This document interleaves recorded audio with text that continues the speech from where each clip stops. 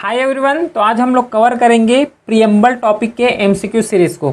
इससे पहले हम लोगों ने पूरा प्रीएम्बल टॉपिक को कंप्लीट कर चुके हैं, जो कि हम लोग डेडिकेट एफकेट होके प्रिपेयर कर रहे हैं उसके लिए। ठीक है, तो चलिए स्टार्ट करते हैं लेक्चर को, जिसमें से पूरा जिस टाइप के क्वेश्चन एफकेट में पूछे जाते हैं हर एक डायमेंशन को हम लोग यहाँ पे कवर करते हैं। क्योंकि देखो, प्रीवियस क्लास में पॉलिटी को जो प्रीएम्बल टॉपिक के थ्योरी को कंप्लीट किए, अब उसको पारी है क्या करने का, अप्लाई करने का। ठीक है, चलो स्टार्ट करते हैं फिर, जिसमें से फर्स्ट क्वेश्चन है कि the constitution of India derive it's ultimate authority from. एक बार हो सके तो वीडियो को पॉज कर लो और अपने लेवल में ट्राई करो कि इसका आंसर क्या हो सकता है। अगर इस टॉपिक को कवर किए हो, पढ़े हो, तो ईजिली क्वेश्चन को हैंडल कर लोगे। और इसी टाइप के क्वेश्चन जो है पूछे जाते हैं एफकेट एग्जाम में। ठीक है, तो पहला क्वेश्चन बताओ कि कहाँ से लिए गए हैं। तो इसका आंसर जो है सी हो जाएगा, पीपल ऑफ इंडिया।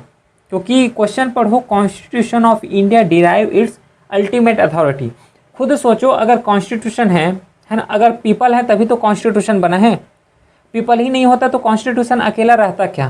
क्योंकि कॉन्स्टिट्यूशन में पूरा सेट ऑफ रूल्स लिखे हुए हैं, और रूल्स किसके लिए लिखे हैं? पीपल के लिए। तो अल्टीमेट अथॉरिटी सुपरेटी जो है हम लोग कंसिडर करते हो पीपल ही, तो पीपल को ही हम लोग कंसिडर करेंगे, क्योंकि पीपल के लिए ही इसको बनाया गया है कॉन्स्टिट्यूशन को। ठीक है, नेक्स्ट क्वेश्चन। तो एक चीज़ यहाँ पे ध्यान देना, जैसे कि ये प्रीएम्बल है, तो प्रीएम्बल की ये जो लिखा हुआ है वर्ड, इसको एक बार याद कर लेना, इसको पढ़ लेना। क्योंकि क्वेश्चन कैसे पूछते हैं कि इसमें से कौन सा जो है पार्ट है प्रीएम्बल में इंक्लूड नहीं है, या फिर ऐसा कौन सा पार्ट है जिसे 42nd अमेंडमेंट में ऐड किए गए हैं, प्रीएम्बल को कितने टाइम अभी तक अमेंड किए हैं, और वर्ड टू वर्ड कि पहले सोरेन आएगा कि सोशलिस्ट आएगा कि सेकुलर आएगा, इस बेस में क्वेश्चन आता है और आ चुके हैं। तो इसको कंसीडर करना, एक बार याद करने का। ठीक है, next question. Till now the preamble of constitution of India has been amended so far. अभी तक जो है कितने टाइम अमेंड किए हैं, बस ये याद रखना है। बताओ इसमें कितने टाइम अभी तक अमेंड किए हैं, सोचो एक बार। तो इसका आंसर बी हो जाएगा, अभी तक केवल एक ही बार अमेंड किए हैं। कौन सा अमेंडमेंट है? जो 42nd अमेंडमेंट है, कॉन्स्टिट्यूशनल अमेंडमेंट एक्ट जो 1976 का है, इसी के थ्रू अभी तक अमेंड किए गए हैं प्रीएम्बल को, जिसमें से 3 न्यू वर्ड यहाँ पे इंक्लूड किए गए हैं, जिसमें से एक है सोशलिस्ट, ठीक है, दूसरा है सेकुलर, और जो थर्ड है वो है इंटेग्रिटी। ठीक है, तो ये 3 वर्ड है, ये 3 वर्ड को भी याद रखोगे और अमेंडमेंट को भी याद रखोगे, क्योंकि सो फार अभी तक जो है एक ही बार जो है प्रीएम्बल को अमेंड किए हैं। नेक्स्ट देखो, 3 type of justice refer to preamble of constitution. अभी जैसे कि प्रीवियस क्लास में मैं बताया था कि जो है प्रीएम्बल को एक बार याद कर लेना। बताओ इसमें से कौन सा जो 3 टाइप ऑफ जस्टिस है जिसे प्रीएम्बल में इंक्लूड किए गए हैं, बताओ। तो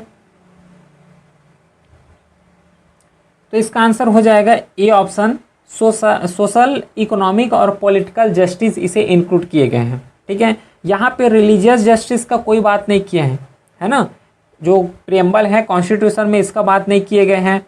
फिर यहाँ पे देखोगे, फिर यहाँ पे रिलीजियस आया हुआ है, इसका बात ही नहीं किए हैं। यहाँ पे भी रिलीजियस है, मतलब रिलीजियस का बात नहीं किए गए हैं।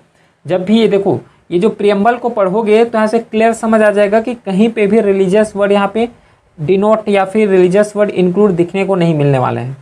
नेक्स्ट देखो, 4th question. Preamble of the constitution of India did not have a which of the following term in original constitution. बताओ तो ओरिजिनल कॉन्स्टिट्यूशन में कौन सा टर्म यहाँ पे नहीं है?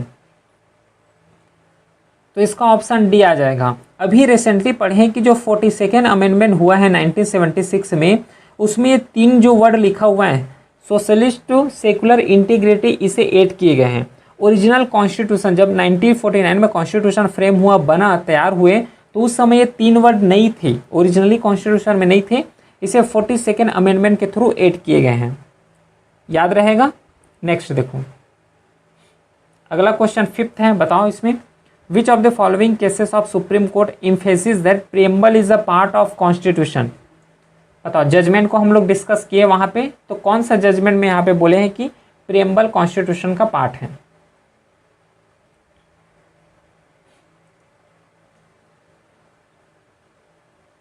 बताओ तो किसमें बोले गए हैं, समझ आ रहा है? तो इसका ऑप्शन क्या हो जाएगा? केशवानंद भारती केस ये है जो कि केशवानंद भारती के जो है 1973 का केस है। क्लियर है। फिर उसके बाद गोलकनाथ जो केस है, गोलकनाथ केस में नहीं बोले हैं प्रियम्बल जो है कॉन्स्टिट्यूशन का पार्ट नहीं है, ये बोले हैं। ठीक है, तो पहला केशवानंद भारती के जिसमें से प्रियम्बल को कॉन्स्टिट्यूशन का पार्ट बताए हैं। और जो LIC केस है, LIC केस जो 1995 का है, इसमें भी बोले हैं कि जो प्रियम्बल है ये कॉन्स्टिट्यूशन का पार्ट है। तो इस रेस्पेक्ट से 1 और 3 जो C ऑप्शन राइट हो जाएगा। क्लियर। चलो अगला देखो हम 6 question. The 3 word liberty, equality और fraternity mention in our preamble to the constitution has been taken from, कहाँ से लिए गए हैं? लिबर्टी, इक्वलिटी, फ्रेटर्निटी का जो कॉन्सेप्ट है जो कि प्रियम्बल में इंक्लूड देखने को मिलता है, उसे कहाँ से बोरो किए गए हैं ये पूछा गया है। कहाँ से बोरो किए गए हैं? तो इसे हम लोग फ्रेंच रिवॉल्यूशन से ट्रेस कर सकते हैं। जब फ्रेंच रिवॉल्यूशन हुआ तो वहाँ पे जो लिबर्टी है, इक्वलिटी या फ्रेटर्निटी का इसका आइडियोलॉजी जो है इमर्ज होके आया।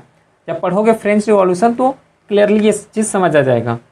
तो नेक्स्ट क्वेश्चन देखो, लेकिन एफ के लिए इंपॉर्टेंट नहीं है, इतना कंसिडर करो कि जो ये पार्ट लिखे गए हैं कि लिबर्टी, इक्वलिटी और फ्रेटर्निटी, इसे कहाँ से कंसिडर किए गए हैं, कहाँ से बोरो किए गए हैं? तो फ्रेंच रिवॉल्यूशन से। याद रखना इसको। 7 क्वेश्चन, यहाँ पे कंसिडर करना है प्रियम्बल ऑफ द कॉन्स्टिट्यूशन के रेस्पेक्ट से। अब बताओ इसमें से क्या ऑप्शन होगा?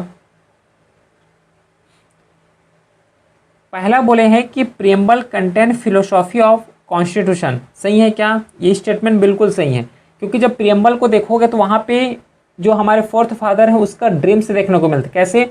इंडिया सोशलिस्ट होगा, इंडियन क्या होने वाला? सॉवरेन कंट्री होगा, इंटीग्रिटी, फ्रेटर्निटी का भाव रखने वाले हैं। तो ये जो है फिलोसॉफी को बताता है। अगर कोई इंडिया के कॉन्स्टिट्यूशन का प्रीफेस ही पढ़े, प्रियम्बल पढ़े, तो उससे ऑटोमेटिकली समझ आ जाएगा कि जो कॉन्स्टिट्यूशन है या फिर जो इंडिया है कैसा कंट्री है।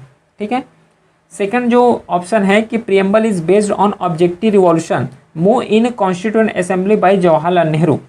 सही है क्या? ये स्टेटमेंट भी बिल्कुल सही है।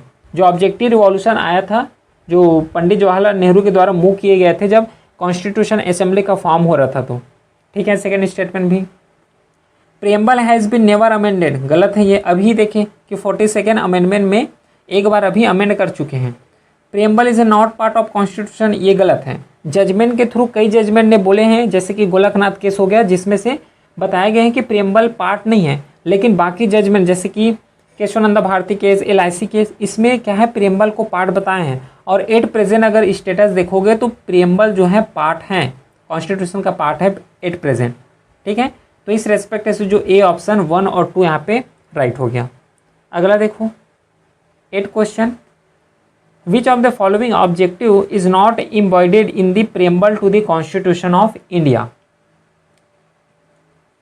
कौन से यहाँ पे जो लिबर्टी या फिर इक्वलिटी है ना, लिबर्टी या फिर इक्वलिटी जो चीज़ यहाँ पे मेंशन किए गए, कौन से यहाँ पे मेंशन नहीं है ये बोले गए हैं प्रियम्बल में?